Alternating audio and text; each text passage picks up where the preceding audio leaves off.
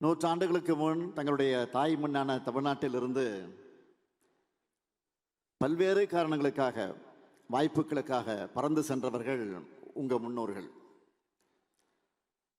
அவங்கள வாழ்க்கையை தேடி போனவங்கன்னு சொல்கிறத விட அந்தந்த நாடுகளை வளப்படுத்த போனவங்கன்னு சொல்கிறது தான் பொருத்தமாக இருக்கும். தாங்களும் வளர்ந்து தங்களுடைய உழைப்பால் அந்த நாட்டையும் வளப்படுத்தியிருக்காங்க. வெளிநாட்டில் வாழ்ந்தாலும் தமிழ்நாட்டை மறக்காதவங்க நீங்கள் இருக்கீங்க. அதனால தான் தமிழ்நாட்டில் வாழக்கூடிய தமிழர்களுக்கு நன்மை செய்கிறது போலவே அயல்நாட்டு தமிழர்களுக்கும் சகோதரனாக இருந்து நம்ம திராவிட மாடல் அரசு செயல்பட்டு வருது. உங்களுக்காகவே அயலக தமிழ்நலன் மற்றும் மறுவாழ்வுத்துறை ஓய்வில்லாமல் உழைச்சிக்கிட்டு இருக்கு. வேற நாட்டில் செட்டிலாக இருக்கக்கூடிய சிட்டிசனாக இருந்தாலும் சரி, அயலகத்தில் உழைக்கிற தமிழ்நாட்டு தமிழராக இருந்தாலும்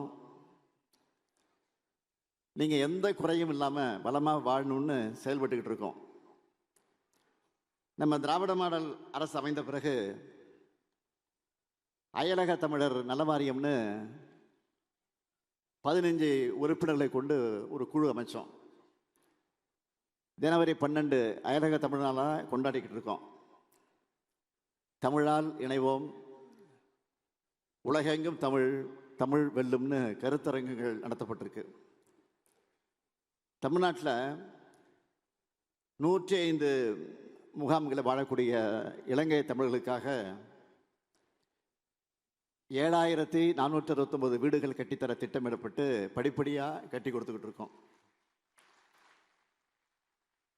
வெளிநாடு வாழ் தமிழர்களுக்காக கட்டணமில்லா உதவி மையம் தொடங்கப்பட்டிருக்கு.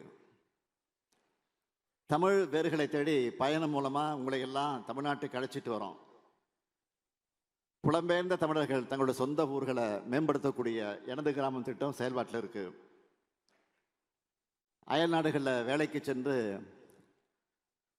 அங்கே இறக்க நேரிடக்கூடிய வாரிய உறுப்பினருடைய குடும்பத்துக்கு மாதந்தோறும் நிதி உதவி அளிக்கக்கூடிய திட்டம் அமலில் இருக்கு.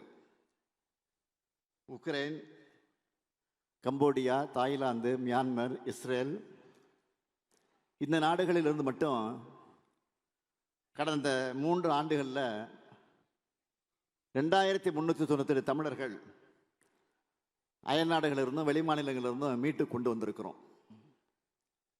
தமிழ்நாட்டில் மட்டும் இல்லாமல் வெளிநாட்டிலேயே தமிழ் மொழி வளர்ச்சிக்காக பல திட்டங்களை வகுத்துட்ருக்கிறோம். இதுக்காகவே தமிழ் பரப்புரை கழகம் என்ற ஒரு அமைப்பை செயல்பட வச்சிருக்கிறோம்.